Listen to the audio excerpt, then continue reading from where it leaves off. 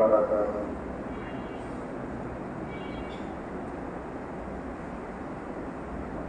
الحمد لله نحمده ونستعينه ونستغفره ونؤمن به ونتوكل عليه ونعوذ بالله من شرور أنفسنا ومن سيئات أعمالنا. من يهده الله فلا مضل له ومن يضلله فلا هادي له. ونشهد أن لا إله إلا الله وحده لا شريك له. ونشهد أن سيدنا ومولانا محمدا عبده ورسوله صلى الله عليه وعلى آله وأصحابه وبارك وسلم. أما بعد فأعوذ بالله من الشيطان الرجيم. بسم الله الرحمن الرحيم.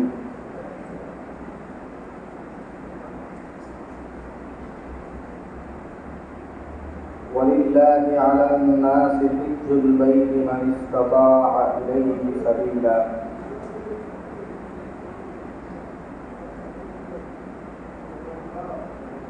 وقال الله سبحانه وتعالى: ومن كفر فإن الله غني عن العالمين.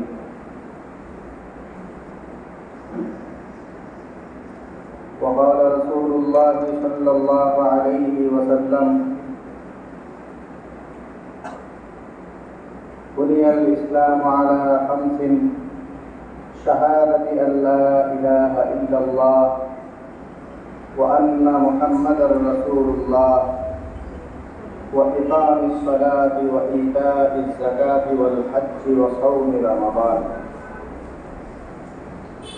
اللهم صل على محمد وعلى آل محمد كما صليت على إبراهيم وعلى آل إبراهيم إنك حميد مجيد.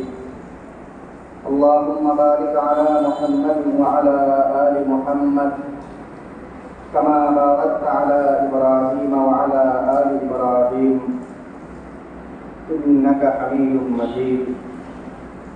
سبحانك لا علم لنا إلا ما علمتنا إنك أنت العليم الحكيم.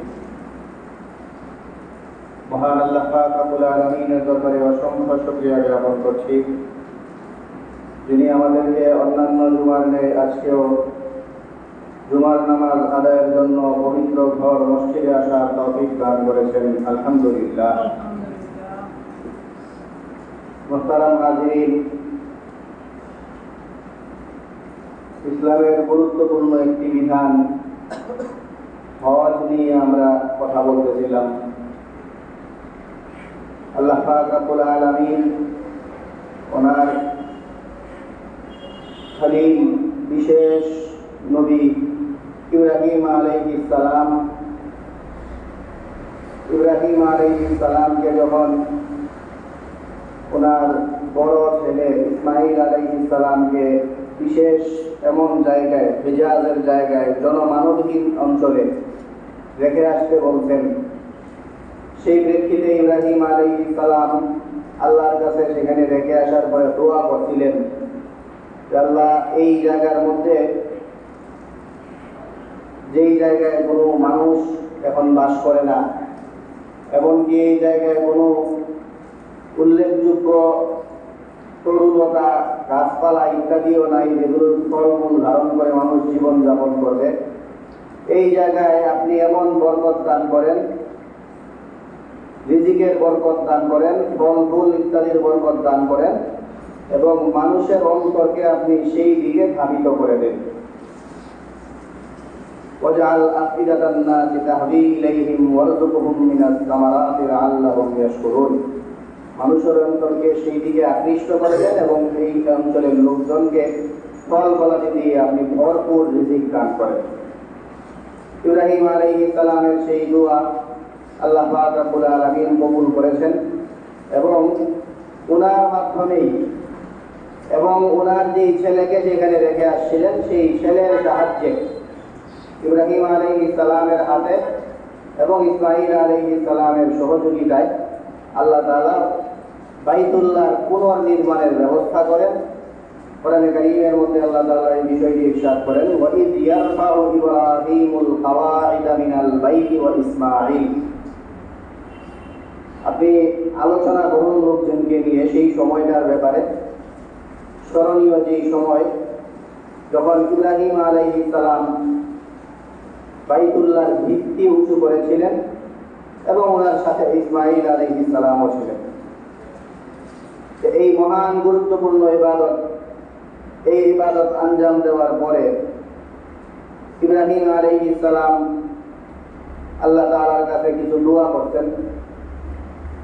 আমরা আগেও বলেছি ইব্রাহিম আলাইহিস সালামের যে চেতনা, এর বাঁকে বাঁকে আমাদের জন্য অনেক শিক্ষা। গুরুত্বপূর্ণ কোনো ইবাদত করলে সেই ইবাদতের পরে কি করতে হয় সেই শিক্ষাটা আমরা ইব্রাহিম আলাইহিস সালামের এখানকার দোয়া থেকে পাই। ইব্রাহিম আলাইহিস সালাম বাইতুল্লাহ নির্মাণের মতো এত গুরুত্বপূর্ণ কাজ এটা করার পরে, এত গুরুত্বপূর্ণ একটি ইবাদত থেকে উনি ইবাদত শেষ করার পরে আল্লাহ তাআলার কাছে এই ইবাদত যেন আল্লাহ তাআলা কবুল করেন সেই দোয়া করতেন। আমরা বরাবরই এই গুরুত্বপূর্ণ ইবাদতের পরে সেই দোয়া কবুলের জন্য আল্লাহর কাছে দোয়া করতে আমরা বলি। রমজানের গুরুত্বপূর্ণ রোজা এগুলির পরে হাদিসের মধ্যে ঈদের সময় আল্লাহ আপনি আমাদের তরফ থেকে কবুল করেন, তাকাব্বালাল্লাহু মিন্না ওয়া মিনকুম, এই দোয়া সাহাবায়ে কেরাম থেকে প্রমাণিত। তো ওরকম যে কোনো ইবাদতের পরে কবুল করা ইব্রাহিম আলাইহিস সালাম এই শিক্ষাটা দিয়ে গেছেন, রাব্বানা তাকাব্বাল মিন্না ইন্নাকা আনতাস সামিউল আলিম। তো এই বাইতুল্লাহর ভিত্তি স্থাপনের পরে ইব্রাহিম আলাইহিস সালাম আল্লাহর কাছে দোয়া করেন যে আল্লাহ আপনি আমাদের এই কর্ম এটাকে আপনি কবুল করুন, নিশ্চয়ই আপনি আমাদের এই ডাক শুনতেছেন এবং আমাদের ব্যাপারে আপনি অবগত। ওয়াতুব আলাইনা ইন্নাকা আনতাত তাওয়াবুর রাহিম। এবং আমাদের ভুল ত্রুটি ইবাদত করতে গেলে অন্যদেরকে শিক্ষা দিচ্ছেন। নবীরা আল্লাহ তাআলা, নবীরা মাসুম, আল্লাহ তাআলা আমাদেরকে গুনাহ থেকে হেফাজত করতেন। মানুষজনের ইবাদত করতে গেলে অনেক ভুল ত্রুটি হয়, তো সেই ভুল ত্রুটি অন্যান্যদের হয়। আমরা ইবাদতের পরে এই দোয়াগুলিও করবো যে আল্লাহ আপনি ওয়াতুব আলাইনা ইন্নাকা আনতাত তাওয়াবুর রাহিম, আপনি আমাদের তওবা কবুল করেন, নিশ্চয়ই আপনি তওবা কবুলকারী। এরপরে ইব্রাহিম আলাইহিস সালাম নিজেদেরকে ইসলামের উপরে অটল রাখার জন্য, নিজেদের যেই পরবর্তী প্রজন্ম তারা যেন ইসলামের উপরে থাকে সেই জন্য, এবং এই বাইতুল্লাহ এটা যেন মানুষজন ইব্রাহিম আলাইহিস সালামের এবং ওনাদের যে পরবর্তী প্রজন্ম তারা যেন এই ঘর জিয়ারতের দোয়া আল্লাহর কাছে করে সেই শিক্ষাটা দিচ্ছেন। রব্বানা ওয়াজআলনা মুসলিমাইনি লাকা, আল্লাহ আপনি আমাদেরকে আপনার অনুগত রাখেন, মুসলমান রাখেন। ওয়া মিন যুররিয়াতিনা উম্মাতান মুসলিমাতান লাক, এবং আমাদের পরবর্তী প্রজন্ম এদের মধ্য থেকেও আপনার অনুগত লোক তৈরি করেন। ইন্নাকা আনতাত তাওয়াবুর রাহিম, নিশ্চয়ই আপনি তওবা কবুলকারী। রব্বানা আরিনা মানাসিকানা, হে আল্লাহ আপনি আমাদেরকে এই হজের যে বিধিবিধানগুলো সেই বিধিবিধানগুলো আমাদের দেখিয়ে দেন, শিখিয়ে দেন, এগুলি পালন করার তৌফিক দান করেন। তো এই দোয়াগুলি ইব্রাহিম আলাইহিস সালাম করেছেন এবং আল্লাহ তাআলা ইব্রাহিম আলাইহিস সালামকে বলছেন যে আপনি মানুষজনকে আহ্বান করেন হজ করার জন্য। ওয়াযিম ফিন নাসি বিল হজ্জি ইয়াতুকা রিজালান ওয়া আলা কুল্লি যামিরিন ইয়াতিনা মিন কুল্লি ফাজ্জিন আমিক, আপনি হজের ঘোষণা দেন মানুষের মধ্যে, মানুষজনকে আপনি হজের জন্য ডাকেন, আপনার ডাকে সাড়া দিয়ে হজ পালনের জন্য এরা আসবে।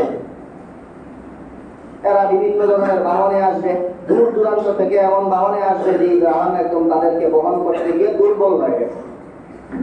তো এই ধরনের বাহনে এরা করে আসবে, বহু দূর দূরান্ত থেকে মানুষজন এই হজ করেন, হজের জন্য আপনার ডাকে সাড়া দিয়ে আসবে। আল্লাহ পাক রব্বুল আলামিন ইব্রাহিম আলাইহিস সালামকে দিয়ে এই কাজ করিয়ে ইব্রাহিম আলাইহিস সালামের মাধ্যমে ঘোষণা দিয়েছেন এবং আল্লাহ তাআলা নিজেও এই ঘরের হজ যারা মানুষজন করে এই জন্য মানুষজনের প্রতি খুব কঠিন বার্তা দিয়েছেন, ইমোশনাল বার্তাও দিয়েছেন। আল্লাহ তাআলা মানুষজনকে এই ঘরের হজ করার জন্য আহ্বান করতেছেন যে এই জিনিসটা আমার পাওনাটা তোমরা দিয়ে দাও। এই ধরনের বক্তব্য দিয়ে কোরআনে কারিমে আল্লাহ তাআলা বলেন ওয়ালিল্লাহি আলান নাসি হিজ্জুল বাইতি মান ইসতাতাআ ইলাইহি সাবিলা। আল্লাহ তাআলার কাছে মানুষের কিছু পাওনা আছে। আল্লাহ তাআলা মানুষের কাছে আল্লাহ তাআলা পান। ওয়ালিল্লাহি আলান নাসি, মানুষের কাছে আল্লাহ তাআলার পাওনা হইল হিজ্জুল বাইতি, এই ঘরের হজ করা।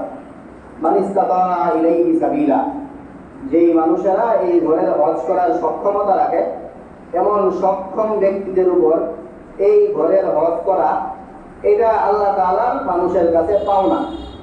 তো আল্লাহর পাওনা যারা মানুষজন দিয়ে দেয়, এই জন্য আল্লাহ তাআলা এভাবে বলছেন যে আল্লাহর পাওনা এটা।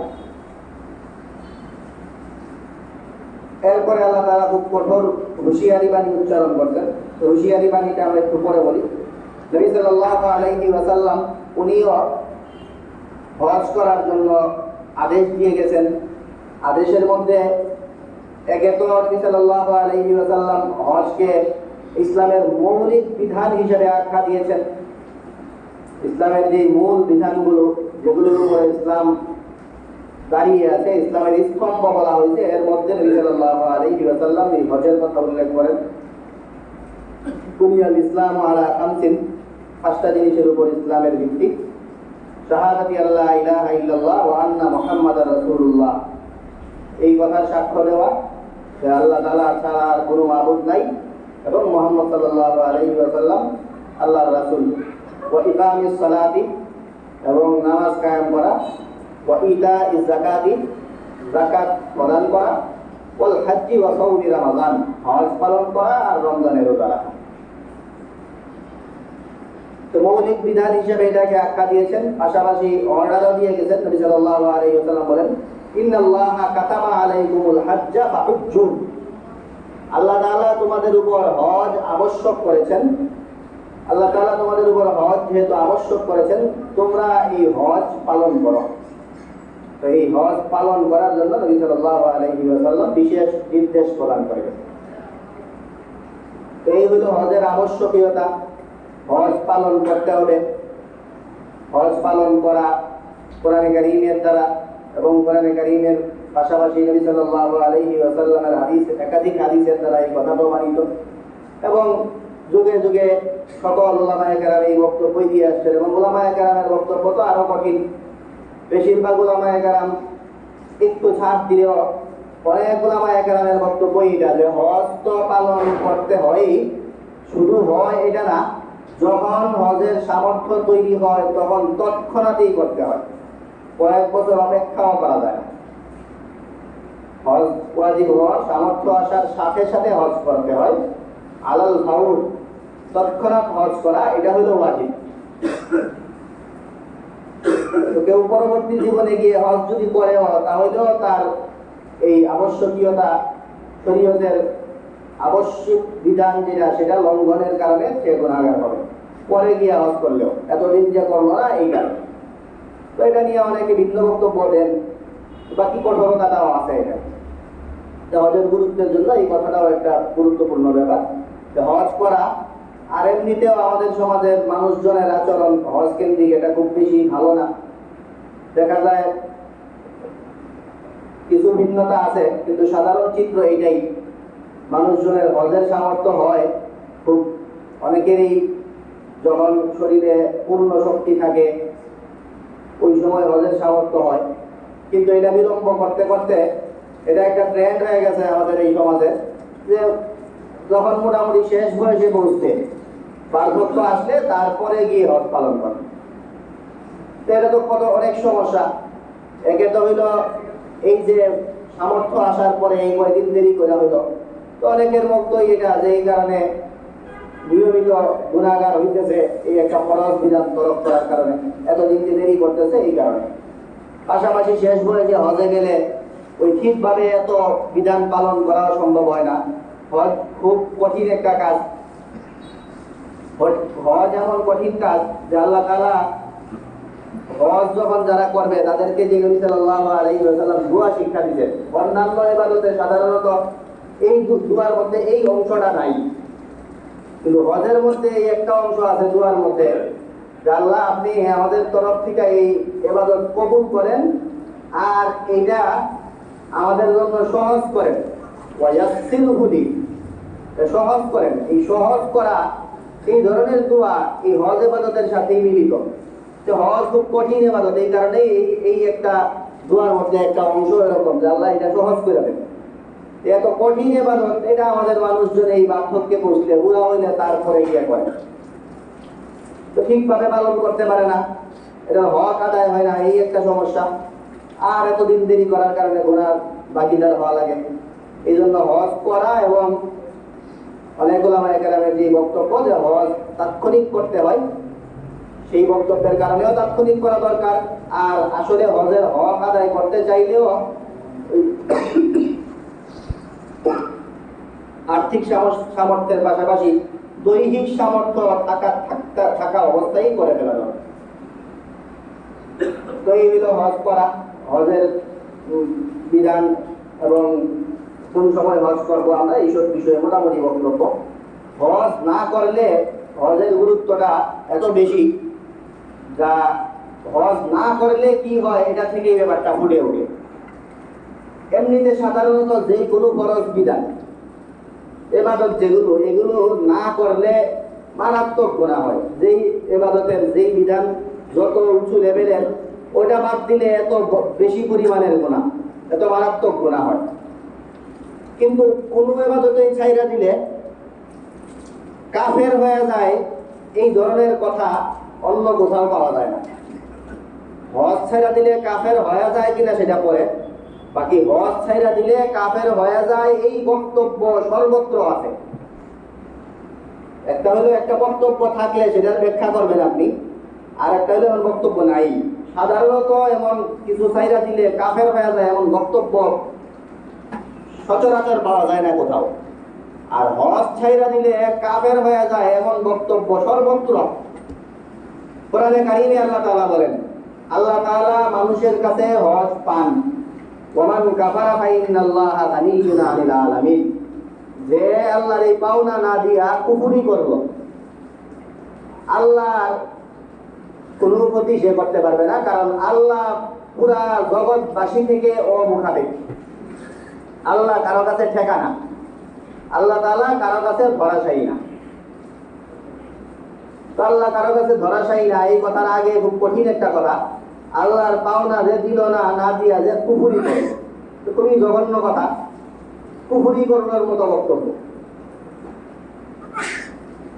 এই হজের সাথে কুফরির কেন এত মিল, এটা আমরা একটু পরে বলি। আরো কয়েকটা বক্তব্য শোনাই আপনার। কোরআনে কারিমের কথা বললাম, হাদিসের মধ্যেও আছে, যেই ব্যক্তির সামর্থ্য আছে, সামর্থ্য থাকার পরেও এই ব্যক্তি হজ পালন করলো না, সাওয়াউন আলাইহি ইন শাআ আইয়ামুতা ইয়াহুদিয়ান আও নাসরানিয়ান, এই লোকের সে ইহুদি হয়ে মরলো না নাসারা হয়ে মরলো, এগুলি সব বরাবর। যেই লোকের সামর্থ্য আছে, এই সামর্থ্য থাকার পরেও যেই ব্যক্তি হজ পালন করলো না, ইহুদি হয়ে মরলো না নাসারা হয়ে মরলো, এগুলো নিয়ে মানে সে কোন ধর্মে হয়ে মরলো সব বরাবর, মানে ইসলামের উপরে তার মৃত্যুটা সেটা আশঙ্কাজনক। কোরআনে কারিমের এই বক্তব্য এবং হাদিসের বক্তব্য, এটা যে শুধু বক্তব্যই না, এটা যে কার্যকর একটা ব্যাপার, এইটা আমরা ইসলামের সবচেয়ে দীর্ঘ সময়ের খলিফা উনার কর্মনীতিতে আমরা দেখতে পাই। হযরত ওমর রাদিয়াল্লাহু তাআলা আনহু উনি বলেন যে লাকাদ হামামতু আন আবাসা রিজালান ইলা হাযিহিল আমসার ফায়ানজুরু কুল্লামান কানা লাহু দাদ্দাতুন ফালাম ইয়াহুজ্জা। তো আমার মানুষজন এই সেই বলবে যে আগের যুগে তো এমন হয়েছে না, আপনি এটা করতেছেন, এই কানাঘুষা করবে। এই কারণে শুধু আমি নিবৃত আছি, না হইলে আমার মনে চায় যে বিভিন্ন জায়গায় আমি লোক পাঠাই, ওই লোকগুলি আমার কাছে তথ্য দিবে আইসা যে হজ করার সামর্থ্য আছে, এরপরেও হজ কারা করতেছে, এই তথ্যটা আমার কাছে দিয়ে যাবে। এই তথ্যের ভিত্তিতে আমি এই লোকগুলির উপরে জিজিয়া আরোপ করব। জিজিয়া বাংলা বললে তো করই বলবো, কিন্তু এই কর অত ব্যাপারটা এই জিনিসটা বোঝায় না। জিজিয়া জিজিয়া আমি আরোপ করব। বিষয়টা হলো মুসলমান যারা, সেই মুসলমানদেরকে সময়ে সময়ে বিভিন্ন ধরনের অর্থনৈতিক, মুসলমানদের কাছ থেকে অর্থ নেওয়া হয় বিভিন্ন সময়। প্রতি বছর তাদের কাছ থেকে যাকাত নেওয়া হয়। ইসলামী শাসনতন্ত্রের যে সময়, ওই সময়ে খলিফার অধীনে তাদের কাছ থেকে প্রতি বছর যাকাত উসুল করা হতো। উসর নেওয়া হয়, খারাজ দেওয়া হয়। বিভিন্ন উপলক্ষ আসলে সেই উপলক্ষে তাদের কাছ থেকে সদকা নেওয়া হয়, অনুদান নেওয়া হয়। যাকাতুল ফিত্র, সাদকাতুল ফিত্র যেটা বলি ফিতরা, ওইগুলো নেওয়া হয়। বিভিন্ন উপলক্ষে তাদের কাছ থেকে টাকা, অর্থ সম্পদ নেওয়া হয়। আর অমুসলিম যারা, এই যা যা নেওয়া হয় বললাম, এই সবগুলি নেওয়া হয়। আবার আপনি যে দিবেন সেটার পাশাপাশি এই কারণে আপনি সওয়াবও পাইবেন। এগুলি ইবাদত, যেগুলির কথা বললাম, যেই নেওয়া হয়, এই সবগুলি আবার ইবাদত নেওয়া হয় এবং সেগুলো দেওয়াটা ইবাদত। কিন্তু মুসলমানরা যখন শাসন করে কোনো এলাকা, সেই এলাকায় তো মুসলমান ছাড়া অমুসলিমদেরও বসবাস করার অধিকার আছে। এরা যে এই অঞ্চলের সুবিধা পাবে, কিসের ভিত্তিতে পাবে? এরা তো যাকাত, উসর, সাদকাতুল ফিতর এগুলো দিতে পারবে না, কারণ এগুলো ইবাদত। ও মুসলমান যারা, এরা তো আর ইবাদত করতে পারে না। এই কারণে এদের কাছ থেকে যেটা নেওয়া হয় সেটাকে বলা হয় জিজিয়া, কর নেওয়া হয়। মুসলমানদের কাছ থেকে যাকাত, উসর, সাদকা ইত্যাদি নেওয়া হয়। আর অমুসলিম যারা, এরা যে এই অঞ্চলের সুবিধা ভোগ করে, সেই জন্য এদেরকে কর দিতে হয়। এখন তো আমরা এই সবাই যেটা দেয় এটারই কর বলি, কর মানে জিজিয়া দিতে হয়। তো ওমর রাদিয়াল্লাহু তাআলা বলেন, আমার মনে চায় এই হজ যারা করে না এদের উপরে জিজিয়া আরোপ করি। আচ্ছা বলেন, তাইলে ওমর রাদিয়াল্লাহু তাআলা কি বুঝাইতে চাইতেছেন? এরা মুসলমান আছে না ইসলাম শেষ? কর জিজিয়া কার উপরে আসে? মুসলমানদের উপরে। বুঝেন নাই কথা? মুসলমানরা যে সদকা, যাকাত, উসর, আর অমুসলিমরা যে এই দেশে থাকে, এই কারণে মুসলমানরা যে জিজিয়া। ওমর রাদিয়াল্লাহু তাআলা বলতেছেন, আমার মনে চায় তারা হজ করে না সামর্থ্য থাকার পরেও এদের খুঁজে বাইর করে এদের উপরে জিজিয়া লাগায়া দেয়। মানে কি এদেরকে মুসলমান ধরতেছেন? এরা আর মুসলমান নাকি নাই। ওমর রাদিয়াল্লাহু তাআলা শেষে এটা বলেন, মা হুম বিমুসলিমিন, মা হুম বিমুসলিমিন, এরা মুসলমান না। দুইবার, এরা মুসলমান না। তাইলে কোরআনে কারিমে দেখলাম আল্লাহ তাআলা বলতেছেন, যারা কুফরি করলো এই পাওনা না দিয়া, নবী সাল্লাল্লাহু আলাইহি ওয়াসাল্লাম বলল যে এরা কোন ধর্মে মরছে এগুলি আর দেখার কিছু নেই। ওমর রাদিয়াল্লাহু তাআলা বলতেছেন যে এটা মুসলমানরা, এটারে এখন উচিত জিজিয়া লাগানো। এত কঠোরতা আমাদের ব্যাপারে শেষ পর্যন্ত অনেকেই বক্তব্য, বেশিরভাগ ওলামায়ে কেরাম এটাই বলেন যে একদম আনুষ্ঠানিক কাফের হয়ে যাবে এরকম না। তারপরে হজের ব্যাপারে জায়গায় জায়গায় কুফরি শব্দ আসছে এই কারণে যে হজ এমন এক জিনিস, নামাজ এমন একটা জিনিস, যে নামাজটা মানুষজন পড়ে না, এটার কারণ মানুষের অলসতা লাগে, মানুষ বিভিন্ন কারণে পড়ে না। অন্যান্য ইবাদতগুলো এরকম অলসতার কারণে পড়ে না। এমন হজ এমন একটা ইবাদত, যে ইবাদতটা যার করার সামর্থ্য নাই সে পর্যন্ত লালায়িত থাকে আমি এটা নিয়ে করতে পারি। ইব্রাহিম আলাইহিস সালাম দোয়াও করে গেছেন যে এই অঞ্চলে মানুষ কিভাবে যাবে, আপনি সবার ভিতরে এই বেদনা ঢুকায় দেন, যে মানুষ সবাই আগ্রহী হবে যে কেমনে আমি এই কাজটা করতে পারি, সেই অঞ্চলে যাইতে পারি, হজ কেমনে পালন করতে পারি, আল্লাহর ঘর কেমনে দেখতে পারি।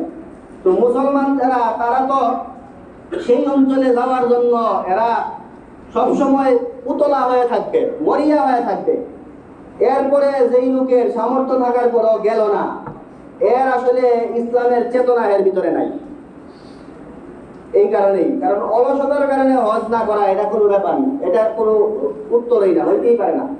যার সময় হয় নাই হজের, সে পর্যন্ত সব সময় ক্ষণ গুনে যে আমি কিভাবে কোন সময় কেমনে এইখানে যেতে পারি। তো এমন আগ্রহের কেন্দ্রবিন্দু যে জায়গাটা, সেই জায়গায় যে যাওয়া মিস করে, এ আসলে ধর্মীয় চেতনা লালন করে না, এই কারণেই মিস করে।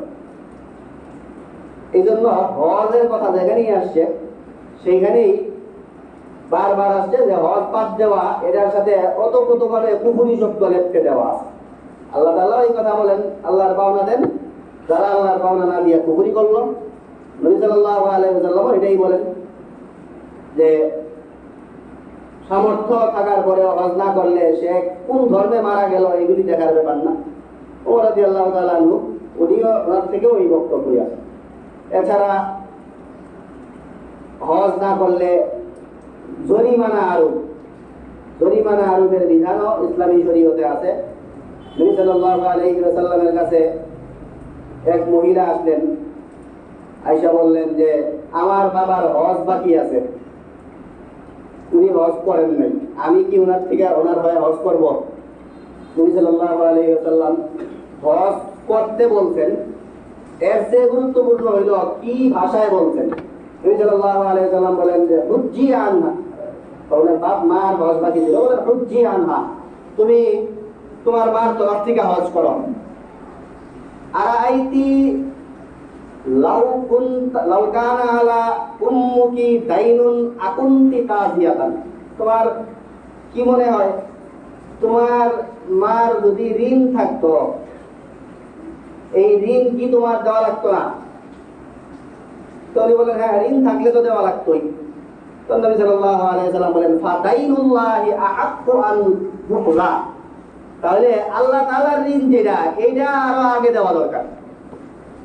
হজ যেটা, সেটা আল্লাহর পাওনা, এটা না দিয়ে যে তোমার আগে যে, তাহলে তার এই সম্পত্তি ঠিকা হজ পালন পরিমাণ টাকা নিয়ে যেতে হবে, জরিমানা নিয়ে ওইটা তোমরা কেউ করবা বা কাউরে দিয়া করাইবা, কিন্তু সেটা নিয়ে যেতে হবে, জরিমানা স্বরূপ এই টাকা তার সম্পত্তি থেকে সরাইয়া দিতে হবে। এই হলো মোটামুটি হজ না করা। হজ করলে কি লাভ, ফজিলতের ব্যাপার, হজ করা স্বতন্ত্র ব্যাপার। আমরা এই হজ করার গুরুত্ব ইত্যাদি নিয়ে পরবর্তীতে আলাপ করবো ইনশাআল্লাহ।